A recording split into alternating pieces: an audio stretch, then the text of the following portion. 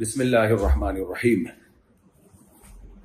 پہلا سوال پوچھا ہے جی، کیا آن لائن جوئے والے گیمز گناہ ہیں؟ جی ہاں، جوا کسی بھی شکل میں ہو، چاہے گیمز کے ذریعے ہو، آن لائن گیم ہو یا فزیکل آپ کوئی گیم کھیل رہے ہیں، جوا اسلام میں حرام ہے، 1 روپے کا ہو یا 1 کروڑ کا ہو۔ قرآن مجید نے صاف طور پہ منع کیا، انما الخمر والمیسر والانصاب والازلام رجس من عمل الشیطان۔ شراب، جوا، پاسا، یہ سب پلید عمل ہے، پلید، ناپاک۔ اور عرب جو جوا کھیلتے تھے نا، اس جوئے میں جو رقم جیتتا تھا وہ ساری رقم غریبوں میں بانٹتا تھا، غریبوں کو کھانا کھلاتا تھا اس سے۔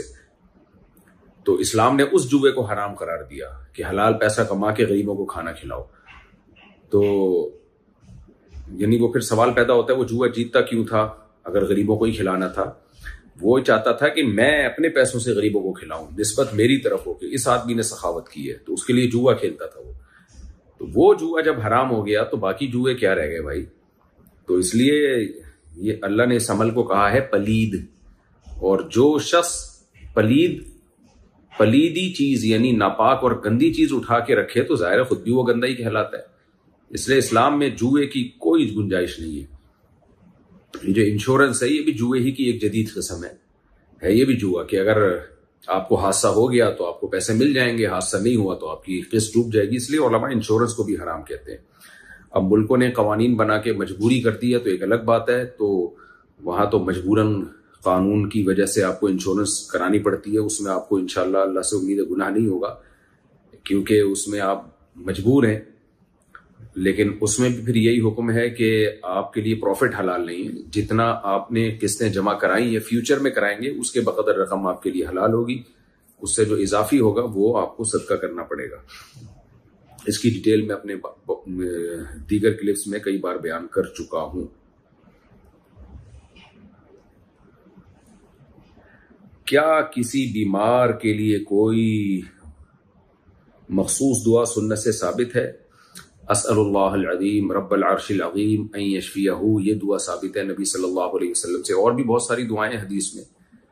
تو میرا جو معمول ہے اس دعا کا ہے، اسأل اللہ العظیم رب العرش العظیم ان یشفیک۔ جب مریض کو آپ دیکھیں تو یہ دعا دیا کریں اس کو کہ میں اللہ سے جو عرش عظیم کا مالک ہوں دعا کرتا ہوں کہ اللہ تمہیں شفا عطا فرمائے۔ اور بھی بہت ساری دعائیں تو حدیثیں بھری ہوئی ہیں، یہ آسان ہے اس لیے میں نے آپ کو بتا دی۔ میرا سوتیلا بیٹا کیا محرم ہے جبکہ شوہر کا انتقال ہو گیا ہے؟ جی، سوتیلا باپ، سوتیلا بیٹا، سوتیلی بیٹی محرم ہوتے ہیں، لیکن چونکہ ان کے بارے میں بالکل 100% وہ جذبات نہیں ہوتے جو سگی بیٹی یا سگے باپ کے بارے میں ہوتے ہیں۔ اور آج کل دور بھی فتنوں کا ہے، اصل جو دوسری بات ہے یہ زیادہ امپورٹنٹ ہے۔ تو جیسے سسر اور بہو یہ محرم رشتے ہیں اور سسر باپ کی جگہ ہوتا ہے، لیکن کیا باپ جیسا معاملہ سسر کے ساتھ جائز ہے؟ تو اس زمانے میں جائز نہیں ہے۔ وجہ اس کی یہی ہے کہ یہ زمانہ شہوت پرستی کا دور ہے، فتنوں کا دور ہے، اور لوگ فحش فلمیں دیکھ رہے ہیں، بد نظریاں کر رہے ہیں، پھر شادیاں ہوتی نہیں ہیں۔ حلال میں جو ہے ایک آدمی جوان ہوتا ہے، اس کی بیوی بڈھی ہو جاتی ہے، تو وہ پھر اس کے جذبات کہیں سے تسکین نہیں ہو رہی ہوتی، پھر وہ ایسے رشتوں کی طرف بھی مائل ہوتا ہے۔ اور یہ ہوائی باتیں نہیں ہیں، یہ وہ واقعات ہیں جو صبح شام ہمارے پاس کیسز آتے ہیں، مدارس میں کیسز آتے ہیں۔ تو اس لیے یہ دور فتنوں کا دور ہے۔ تو سوتیلا بیٹا اگرچہ محرم ہے لیکن اپنے سگے بیٹوں کی طرح اس کے ساتھ معاملہ ٹھیک نہیں ہے، اس سے ریزرو رہنا لازم ہے۔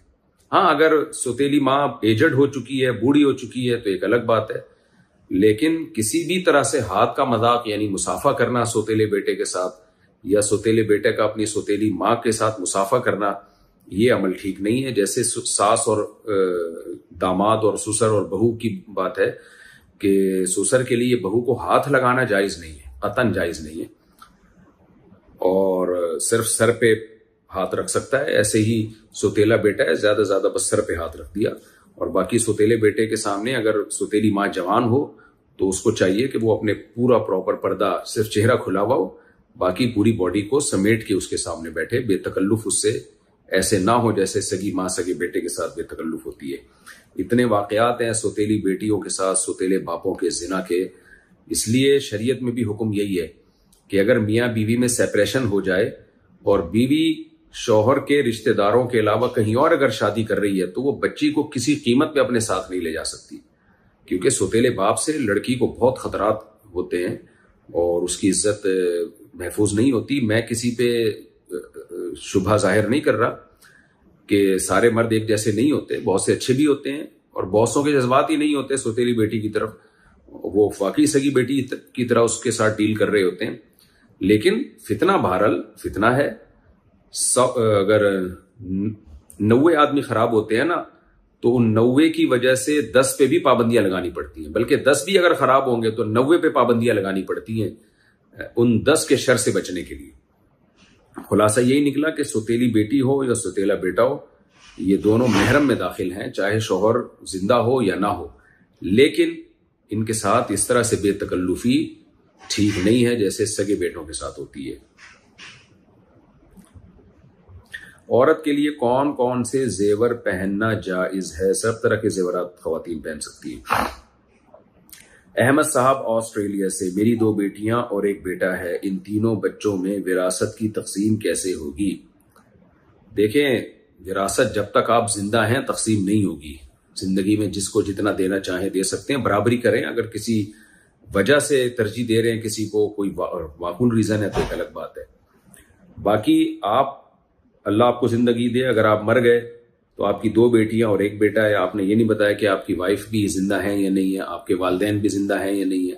اگر آپ کے والدین بھی حیات نہیں تھے اس وقت جب آپ کی ڈیتھ ہوئی، وہ آپ سے پہلے دنیا سے جا چکے تھے، دادا دادی بھی آپ سے پہلے دنیا سے جا چکے تھے، اور آپ کی وائف بھی اتفاق سے دنیا سے پہلے جا چکی تھیں، جو کہ کم ہی ہوتا ہے، عام طور پہ ہسبینڈ ہی زیادہ تر دنیا سے پہلے جاتے ہیں، وائف کا نمبر اکثر و بیشتر بعد میں ہی آتا ہے۔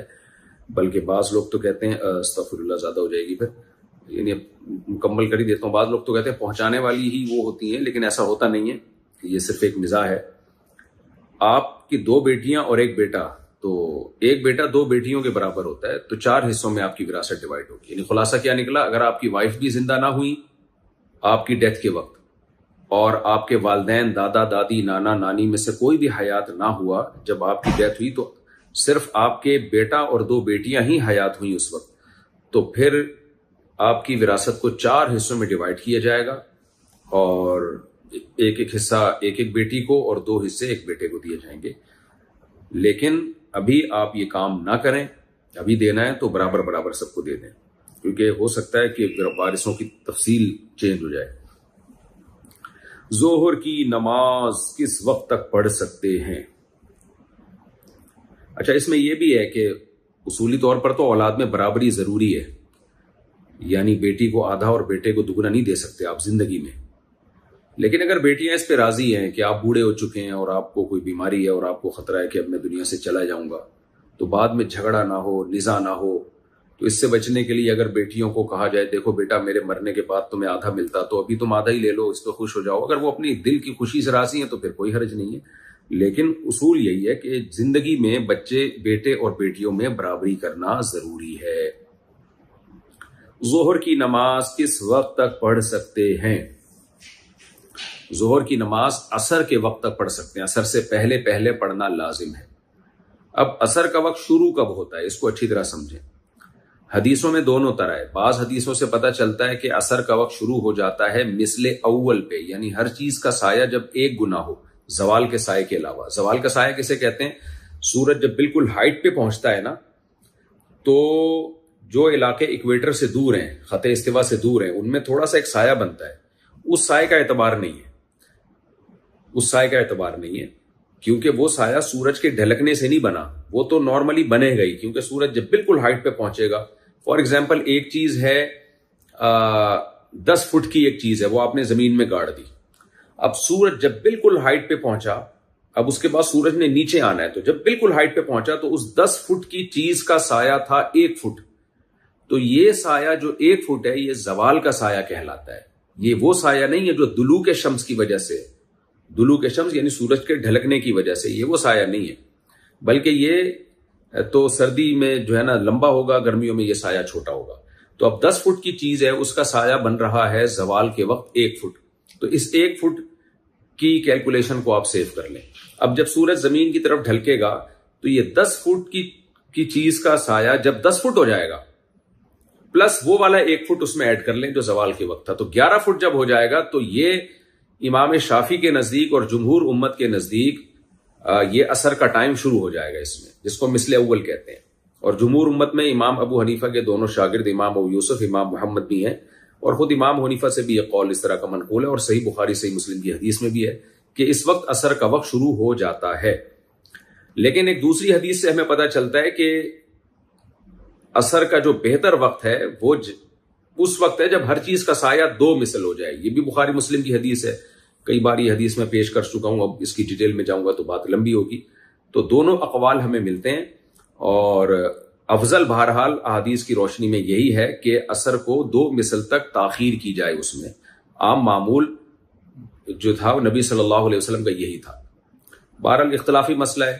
اب اس کا فائدہ کیا ہوا کہ نماز اثر دونوں ٹائم میں جائز ہے، مثل اول پہ بھی جائز ہے کیونکہ صحیح بخاری کی حدیث ہے، جمہور اہل امت اس طرف گئے ہیں، خود امام حنیفہ کا قول بھی ہے، اور پھر صاحبین جو امام حنیفہ کے شاگرد ہیں ان کا بھی یہی قول ہے، تو اس لیے احناف کی نظر میں اس وقت بھی اثر جائز ہے، کوئی ناجائز نہیں ہے۔ افضل یہ ہے کہ تاخیر کی جائے۔ کیوں تاخیر کی جائے؟ اس لیے کہ حدیثوں سے ثابت ہے تاخیر کرنا، اور احتیاط بھی اسی میں ہے کیونکہ اس وقت پوری امت کا اجماع ہے کہ عصر کی نماز آپ کی ہو جائے گی، تو 2 وجہ سے احناف تاخیر سے پڑھتے ہیں۔ ہاں اتنی تاخیر نہ کی جائے کہ سورج زرد ہونے لگے، پھر تو حرام ہے وہ تاخیر۔ تو اس لیے ہمارے ہاں جو بر صغیر میں انڈیا، پاکستان، ترکی، بنگلہ دیش اور اسی طرح ایران ہے اور ازبکستان، یہ پوری جو جتنی بھی ریاستیں ہیں ان میں یہی معمول ہے کہ عصر کو مثل ثانی پہ پڑھتے ہیں، یعنی تھوڑا سا تاخیر سے پڑھتے ہیں، وہ زیادہ افضل وقت ہے۔ لیکن اس پوری بحث کا خلاصہ کیا نکلا؟ خلاصہ یہ نکلا کہ آپ کو ظہر بہرحال مثل اول سے پہلے پڑھ لینی چاہیے۔ مثل اول کا مطلب میں نے بتایا جب ہر چیز کا سایہ 1 مثل ہو جائے، اتنا ہی ہو جائے جتنی وہ چیز ہے، زوال کا سایہ نکال کے، جس کو ہم عصر شافعی بھی کہتے ہیں۔ سعودی عرب میں اسی وقت پہ نمازیں ہوتی ہیں، تو اس سے پہلے ظہر تو ہر صورت میں پڑھ لی جائے۔ پھر عصر میں آپ کو اختیار ہے کہ آپ اول وقت میں پڑھیں یا تھوڑا تاخیر سے پڑھیں، تاخیر سے پڑھنا افضل ہے، اور کسی نے اول وقت میں پڑھ لی تو بھی ٹھیک ہے۔ سفر میں میرا معمول یہی ہے، ہمارے حضرات کا بھی معمول یہی ہے کہ وہ اول وقت میں ہی عصر پڑھ لیتے ہیں، کیونکہ سفر میں مسائل ہوتے ہیں، بعض دفعہ نماز قضا ہونے کا بہت خطرہ ہوتا ہے، تو اس میں تو افضل ہم یہی قرار دیتے ہیں کہ آپ اول وقت میں پڑھ لیں۔ اور اگر کوئی جمع کرنا چاہے ظہر اور عصر کو اکٹھا پڑھنا چاہے تو اس طرح سے اکٹھا بھی پڑھ سکتا ہے، وہ کہ ظہر کو ڈیلے کرے مثل اول تک، یعنی عصر جو کا وقت شروع ہونے سے 5 منٹ پہلے 10 منٹ پہلے ظہر پڑھ لے، اور 2-3 منٹ ٹھہرے گا تو عصر کا وقت شروع ہو جائے گا، اور فوراً عصر کا وقت پڑھ لے، عصر کی نماز پڑھ لے۔ اس طرح سے ظہر عصر ملا کے پڑھی جا سکتی ہے سفر میں۔ احادیث میں اسی طرح ہے، اس پر میں نے ایک رسالہ لکھ لیا، الحمدللہ موقع ملا تو میں ویڈیو ریکارڈنگ میں بھی ریفرنس کے ساتھ وہ احادیث آپ کے سامنے پیش کر دوں گا کہ نبی نے سفر میں 2 نمازیں اکٹھی کس طریقے سے پڑھی ہیں۔ کیا عصر کی نماز کے ساتھ قضا نمازیں پڑھی جا سکتی ہیں؟ جی پڑھی جا سکتی ہیں۔ جو شوہر بیوی بچوں کا حق ادا نہیں کرتے تو اس پر بیوی کو کیا کرنا چاہیے؟ پہلی بات تو یہ تحقیق کرنی چاہیے کہ حق کہتے کس کو ہیں۔ بعض دفعہ میاں شوہر جو ہے وہ آدھا ہو چکا ہوتا ہے بیوی بچوں کا حق ادا کر کے، ذرا سی کہیں کمی آئی، اس دن انڈے لانا بھول گیا یا کوئی لگژری لائف نہیں دے پا رہا وہ، تو اس بیچارے کا جینا حرام کر دیا جاتا ہے۔ تو اس لیے سب سے پہلے نیوٹرل لوگوں سے تحقیق کریں کہ شوہر کا حق ہے کتنا، یعنی شوہر پر لازم کتنا ہے۔ پھر آپ کو تحقیق سے یہ پتا چلے کہ واقعی یہ حق ادا نہیں کر رہا ہے، جو واجب حق ہے وہ بھی ادا نہیں کر رہا ہے، تو پھر شوہر کو سمجھایا جائے، رشتہ دار سمجھائیں، بھائی تمہاری ذمہ داری ہے یہ، تم اس کو پورا کرو۔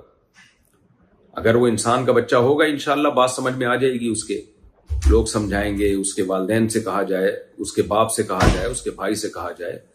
ہم انگریز تو نہیں ہے نا کہ عیدی سینٹر میں کوئی پیدا ہوئے ہوں اور پتہ ہی نہیں ہو کہ ابا کون ہے، چاچا کون ہے، ماما کون ہے۔ وہ تو انڈیویجولزم کی طرف جا رہی ہے یورپی دنیا، تو ان کے تو بالکل خاندان تباہ و برباد ہوتے جا رہے ہیں چند لوگوں کے سوا۔ تو ہم تو ایسے نہیں ہیں، تو اس لیے ہمارے ہاں تو خاندان ہوتے ہیں الحمدللہ، تو خاندان کو بیچ میں انوالو کیا جائے، اس کو سمجھایا جائے۔ پھر بھی اگر وہ نہیں مانتا تو پھر آپ کے پاس 2 آپشن ہیں۔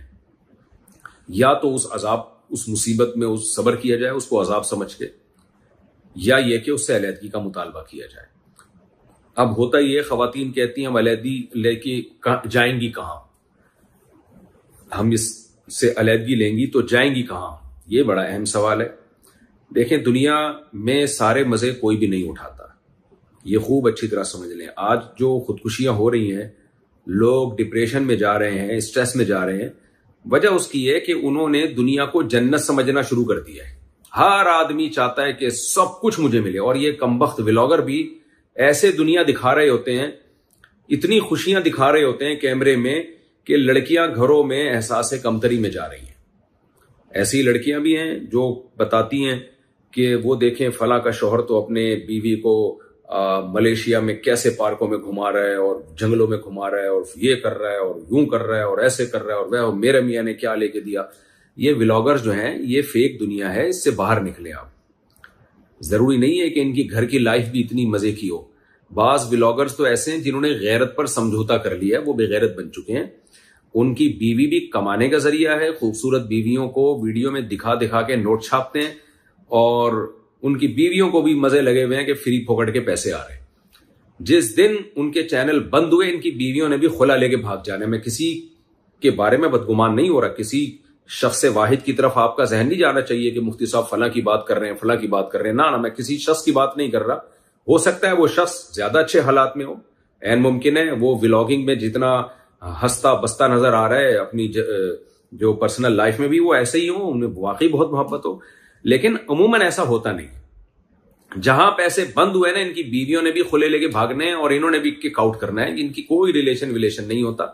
اس لیے ریئل لائف میں آئیں، ریئل لائف میں خوشیاں بھی ہوں گی، غم بھی ہوں گے، پھڈے بھی ہوں گے، محبتیں بھی ہوں گی، شوہر میں خوبیاں بھی ہوں گی، کچھ خامیاں بھی ہوں گی، بیوی میں خوبیاں بھی ہوں گی، کچھ خامیاں بھی ہوں گی، سب آڑا ترچھا، کچھ سیدھا چل رہا ہوگا کام، کچھ آڑا ترچھا چل رہا ہوگا، اسی کا نام لائف ہے۔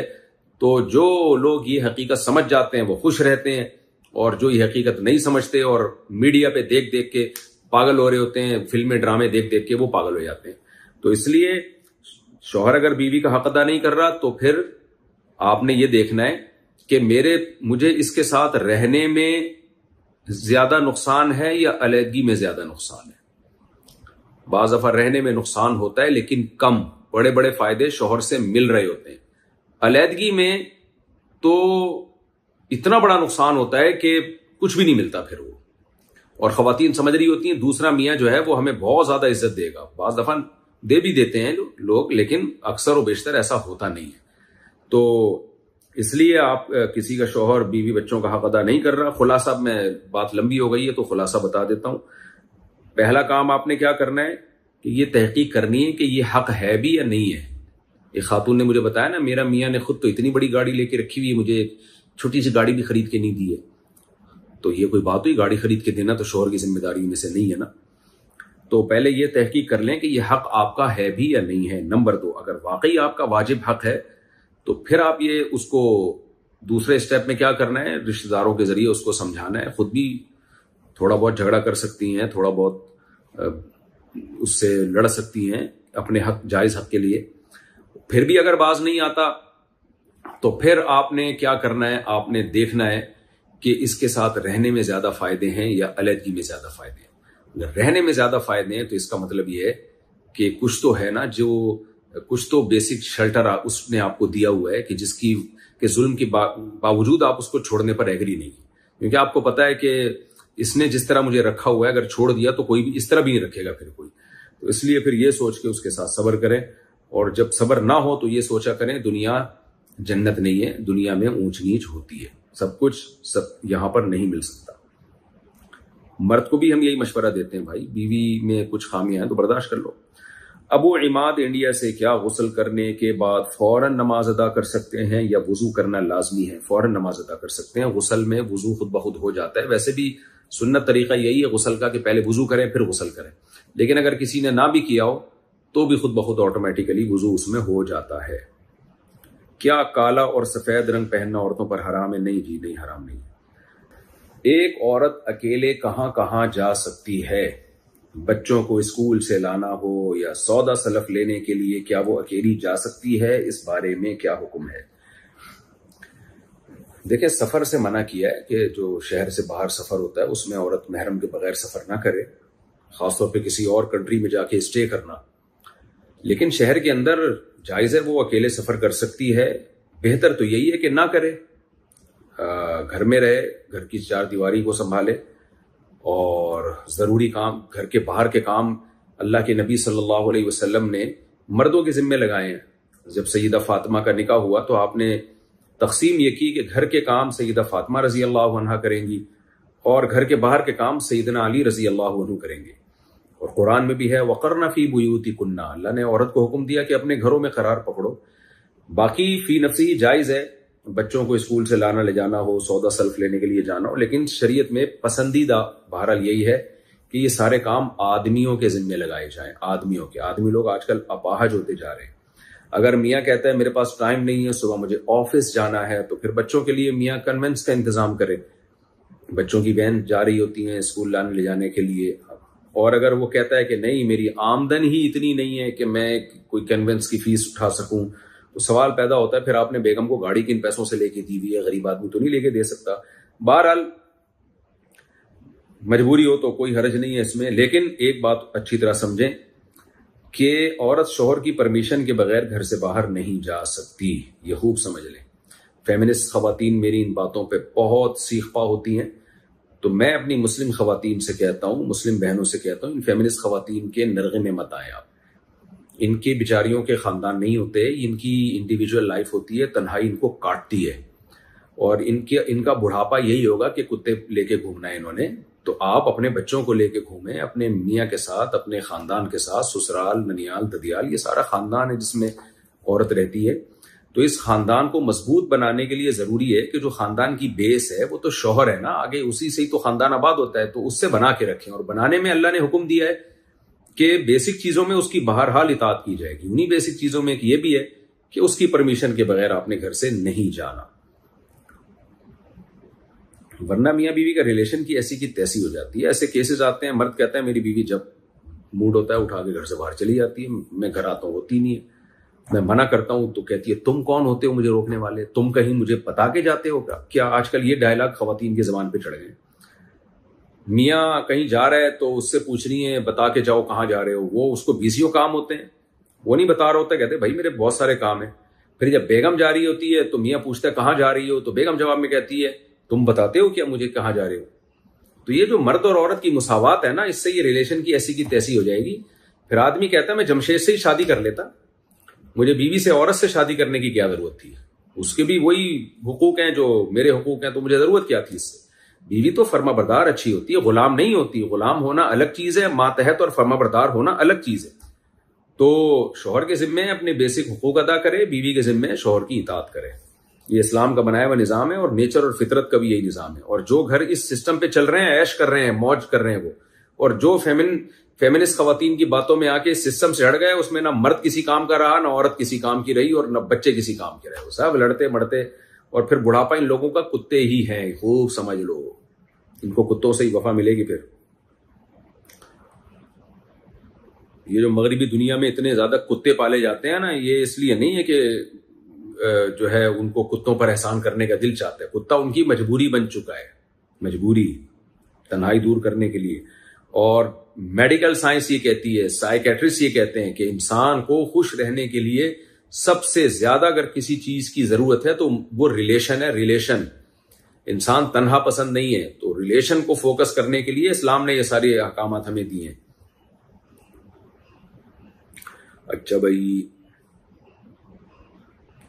وسیم اکرم صاحب کہتے ہیں انڈیا سے پوچھتے ہیں کیا مرد کے لیے کان چھدوانا صحیح ہے؟ نہیں جناب، مرد ہے وہ آدمی بنے، آدمیوں والے کام کرے، جائز نہیں ہے۔ نبی صلی اللہ علیہ وسلم نے مردوں کے لیے عورتوں کی شباہت اختیار کرنے سے منع کیا ہے۔ کیا مرد اپنی سالی سے زنا کر لے تو کیا بیوی کو طلاق ہو جاتی ہے؟ سالی سے زنا کرنا بہت بڑا جرم ہے، ویسے بھی زنا بہت بڑا جرم ہے۔ اسلام نے حکم دیا ہے 100 کوڑے مارے جائیں چوک پہ کھڑا کر کے، اور اگر شادی شدہ مرد زنا کرے تو پتھروں سے مار کے اس کو ہلاک کیا جائے، اتنا بڑا جرم ہے۔ لیکن اس سے بیوی حرام نہیں ہوتی، خدا نخواستہ اگر ساس سے کسی کا ریلیشن ہو جائے یا داماد اور ساس کا ریلیشن ہو جائے یا سسر اور بہو کا ریلیشن ہو جائے تو پھر میاں بیوی کا رشتہ ہمیشہ کے لیے ختم ہو جاتا ہے. یا سوتیلی بیٹی کے ساتھ یا سوتیلے بیٹے کے ساتھ خدا نخواستہ کوئی ریلیشن ہو جائے تو پھر ہمیشہ کے لیے میاں بیوی کا رشتہ حرام ہو جاتا ہے. سالی کے ساتھ زنا کرنا گناہ ہے، بہت بڑا جرم ہے، لیکن اس سے بیوی حرام نہیں ہوتی.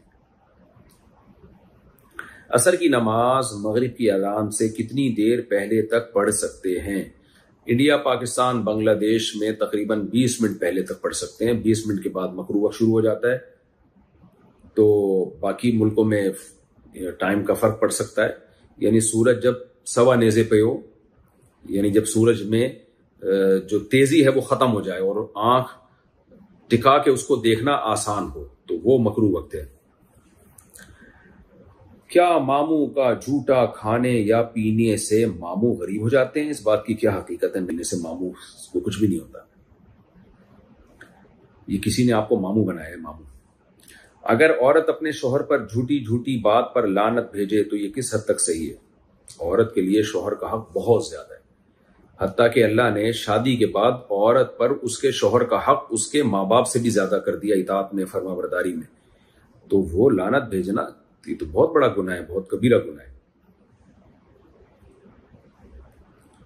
اگر خدا نخواستہ شوہر اتنا برا ہے، یہاں تک نوبت پہنچ چکی ہے تو پھر اس سے علیحدگی کا مطالبہ کرنا چاہیے. اللہ نے قرآن میں کہا ہے نا کہ اگر تم اللہ کی حدود پہ قائم نہیں رہ سکتے فلا جناح علیہما فیما افتدت بھی، تو عورت کو چاہیے مہر واپس کر کے شوہر سے جان چھڑانے کی کوشش کرے، اس کو سمجھائے، اس کو ورغلائے. رشتہ دار اس مرد کو سمجھائے یار اپنا مہر واپس پکڑ، اس کی جان چھوڑے گا شوہر ہی، کورٹ نہیں کرے گی یہ کام. خوب سمجھ لیں، کورٹ کو بیچ میں انوالو کرنے کا مقصد صرف یہ ہوتا ہے کہ کام پکا ہو جائے، شوہر بعد میں مکرے نہیں، لیکن کرے گا یہ کام شوہر ہی. تو ایسی صورت میں جان چھوڑ. اور اللہ تعالیٰ قرآن میں کیا کہتے ہیں کہ وَأُحْضِرَتِ الْأَنفُسُ الشُّحَّ، شوہر کو جب لالچ دی جائے گی تو وہ چھوڑ دے گا جان. لڑکی کو کون کون سی عمر میں برقع پہننا چاہیے؟ دیکھیں 10 سال کی عمر میں شریعت کے حکام کی پابندی ماں باپ پر ضروری ہو جاتی ہے کہ وہ اپنے اولاد کو پابند بنائے. جیسے حدیث میں آتا ہے 7 سال کی عمر میں بچے کو نماز کا حکم دو، 10 سال تک بھی نہ پڑھے تو اس پہ ہاتھ اٹھاؤ پھر. اور اسی طرح بچی کا بھی یہی ہے، اس پر ہی علماء نے قیاس کیا ساری عبادتوں کا. 7 سال کی عمر کی بچی کو تھوڑا تھوڑا پردہ سکھا دینا چاہیے، بہت زیادہ نہیں پابندیاں کرائیں، برقعے نہ پہنائیں اس عمر میں، کیونکہ اتنی سی بچی کو اپنے بڑے ہونے کا احساس ہو جاتا ہے، وہ بھی ٹھیک نہیں ہے. اس کو بچہ ہی رہنے دیں، لیکن تھوڑا تھوڑا اس کو پردے کا سمجھاتے رہیں اور پورا لباس پہنائیں. مصیبت یہ ہے کہ لڑکوں کے تو پورے لباس ہوتے ہیں، لڑکیوں کو اس عمر میں آدھے آدھے کپڑے پہنا کر ان کی شرم اور حیا کھرچ کے ان سے نکالی جاتی ہے. یہ بہت ہی بے شرمی کی بات ہے. تو 7 سال کی عمر میں کم از کم اتنا ضرور کریں کہ اب پراپر ڈریس پہنے گی، وہ چھوٹے کپڑے نہیں پہنے گی. اور 10 سال کی عمر میں اس کو اسکارف لینا سکھا دیں کہ اب 10 سال کی ہو گئی ہو، اب آپ اسکارف لیا کرو. اور پھر جو ہے جب وہ بالغ ہونے کے قریب ہو تو پھر اس کو برقع پہنانا شروع کر دیں. میرا اچانک نماز میں سے دل ہٹنے لگا ہے جبکہ پہلے میں بہت خلوص کے ساتھ نماز پڑھتا تھا، اس چیز کا حل بتا دیں. یہ شیطانی وسوسے ہوتے ہیں. آپ نماز اگر پڑھ رہے ہیں تو دل ہٹ رہا ہو یا نہ ہٹ رہا ہو، آپ کو ثواب پورا مل رہا ہے. شیطان کیا کرتا ہے، پہلے انسان کو عبادت پہ آنے نہیں دیتا، جب انسان عبادت پہ آ جاتا ہے تو پھر اس کو یہ کہتا ہے دیکھ تیرا دل تو لگ نہیں رہا ہے. بھائی ہم اللہ کے غلام ہیں، ہمارے ذمے اللہ نے جو کام لگایا ہم نے وہ کام کرنا ہے. تو چاہے دل لگ رہا ہو یا نہ لگ رہا ہو، اس لیے نہیں لگ رہا تو کوئی بات نہیں، ڈبل ثواب ملے گا آپ کو. کام کو فوکس کریں. اگر نماز کے دوران اتحیات پڑھنے کے بعد غلطی ہو جائے تو کیا کریں؟ اتحیات اگر مکمل تمیز سے پڑھ لیا آپ نے، اس کے بعد اگر غلطی ہو بھی جائے آخری رکعت میں، آخری خاتم میں، تو کوئی حرج نہیں ہے، سجدہ سہو لازم نہیں ہوتا. لیکن وہ نماز جو 2، 3 یا 4 رکعتوں والی نماز تھی، سنت موقدہ، واجب یا فرض تھی، تو اس میں اتحیات کے بعد اگر آپ نے قیام میں تاخیر کی، درود شریف پڑھ لیا یا اور کوئی دعا پڑھ لی ایک مقدار تک، 3 دفعہ سبحان ربی الاعلیٰ کہنے کی مقدار تک، تو پھر آپ پہ سجدہ سہو واجب ہو جائے گا. طالب صاحب انڈیا سے، کیا احرام کے دوران خوشبو لگا سکتے ہیں؟ نہیں لگا سکتے بھائی، احرام کے دوران خوشبو جائز نہیں ہے، دم واجب ہو جائے گا. میں نے منت مانی تھی کہ میں 10,000 کے 2 بکرے صدقہ کروں گا، لیکن 10,000 کا ایک ہی بکرا ہے۔ یہ میں نے پچھلے ایپیسوڈ میں اس سوال کا جواب شاید دے دیا ہے، تو خیر پتہ نہیں دیا بھول گیا، میں دوبارہ دے دیتا ہوں۔ میں نے منت مانی تھی کہ میں 10,000 کے 2 بکرے صدقہ کروں گا، لیکن 10,000 کا ایک ہی بکرا آیا ہے اور وہ میں نے صدقہ کر دیا ہے، تو کیا میری منت پوری ہو گئی؟ دیکھیں، بکرا صدقہ کرنا اسلام میں کچھ بھی نہیں ہے، اصل چیز پیسے ہے۔ تو آپ نے جب بکرے کی منت مانی تو فقہا کہتے ہیں کہ پیسوں ہی کی منت لازم ہوتی ہے اور پیسے ہی دینا افضل ہوتا ہے۔ لہذا بکرے کی اگر آپ نے منت مانی تھی اور 10,000، تو وہ 10,000 مقصود تھے، آپ نے 10,000 صدقہ کر دیے تو ثواب مل گیا آپ کو، تو بکرے کی جان چھوڑ دیں آپ۔ امتحان میں دوسروں کو نقل کروانا کیسا ہے؟ یہ نقل کروا کے ہی آپ دیکھ رہے ہیں ہمارے اتنے بڑے بڑے آفیسرز، جو سیاست دانوں میں کی بات کر رہا ہوں، یہ سب نقل کر کے، ان میں میجورٹی نقل کر کے ہی یہاں تک پہنچے ہیں۔ تو جن نے ان کو نقل کروائی تھی اور ان کو اتنے بڑے بڑے عہدوں تک پہنچایا، تو وہ سب اس ثواب میں امت کے ساتھ شریک ہیں۔ مطلب یہی ہے کہ یہ عمل ناجائز ہے۔ آرٹیفیشل جیولری پہن کر نماز پڑھنے سے نماز ہوتی ہے، عورت کے لیے کی ہو جاتی ہے۔ وقاص صاحب، کیا شراب پی کر نکاح ہو سکتا ہے؟ عجیب سوال پوچھتے ہیں لوگ بھائی۔ نکاح تو ہو جائے گا، نکاح تو نام ہے ہاں کرنے کا، ہاں کر دیا تو ہو گیا نکاح۔ شراب پی کے طلاق بھی ہو جاتی ہے، یہ ذہن میں رکھیں، زیادہ تر طلاقیں ہوتی ہیں، نکاح کم ہی ہوتے ہیں۔ ایک لڑکی نے اپنی ماں کو بدکاری کرتے ہوئے دیکھا، اس کے علاوہ کسی اور کو اس بات کا علم نہیں ہے، آئندہ اگر اس کو قرآن کی قسم اٹھانی پڑے تو وہ اپنی ماں کی عزت بچانے کے لیے کیا قرآن کی جھوٹی قسم اٹھا سکتی ہے؟ جھوٹی قسم اٹھانا حرام ہے، کبیرہ گناہ ہے۔ اس کا طریقہ یہی ہے، پہلی بات، اپنی ماں کو اگر اس نے دیکھا ہے تو وہ اپنے باپ کو یہ بات بتائے، کسی اور کو نہ بتائے۔ ماں کی عزت کا خیال کرے، لیکن باپ کے ساتھ جو خیانت ہو رہی ہے اس میں نسب میں خلل واقع ہونے کا خطرہ ہوتا ہے۔ دیکھیں، شوہر اگر زنا کرے وہ بھی جرم ہے، اس پہ بھی شریعت نے رجم کا حکم دیا۔ بیوی زنا کرے تو وہ بھی جرم ہے، اس پہ بھی شریعت نے رجم کا حکم دیا۔ لیکن بیوی کے زنا کرنے میں اور شوہر کے زنا کرنے میں ایک فرق یہ ہے کہ بیوی کے زنا کرنے سے اولاد مشکوک ہو جاتی ہے، کسی اور کا بچہ عورت جو ہے اپنے شوہر کے کھاتے میں ڈال دے گی۔ تو اس لیے شادی کے بعد شوہر کا بھی رائٹ ہے کہ بیوی زنا نہ کرے، کیونکہ اس سے اس کا نسب خراب ہو جائے گا۔ شوہر کے زنا کرنے سے گناہ تو ہوگا لیکن نسب خراب ہونے کا خطرہ نہیں ہوتا۔ تو یعنی بیوی کا نسب تھوڑی خراب ہوگا، ایسا تھوڑی ہوگا شوہر کسی اور کا بچہ بیوی کے کھاتے میں لا کے ڈال دے، لیکن بیوی زنا کرے گی تو کسی اور کا بچہ شوہر کے کھاتے میں ڈال سکتی ہے۔ تو ایسی صورت میں یہ آپ کو چاہیے کہ آپ پہلے اپنی ماں کو سمجھا دیں اکیلے میں کہ آپ یہ کام نہ کریں، ورنہ میں اپنے والد کو بتاؤں گی۔ اگر وہ چھوڑ دے تو اچھی بات ہے، بس پردہ ڈال دیں، کبھی کسی کو نہ بتائیں۔ لیکن اگر وہ پھر بھی کرے تو پھر اپنے والد کا حق یہ ہے کہ ان کو بتا دیا جائے، باقی کسی اور کو نہ بتایا جائے۔ شریعت نے گناہ پہ پردہ ڈالنے کا حکم دیا، کسی کے گناہ کو ظاہر کرنے کی ہمیں اجازت نہیں دی ہے۔ جب ایک اجنبی آدمی کے گناہ کو ظاہر کرنے کی اجازت نہیں ہے تو ماں کے گناہ کو ظاہر کرنا تو بہت بڑا جرم ہے۔ اس لیے قسم وسم نہ اٹھائیں، بس آپ بولیں بھائی میں ایسے گول مول بات کریں کہ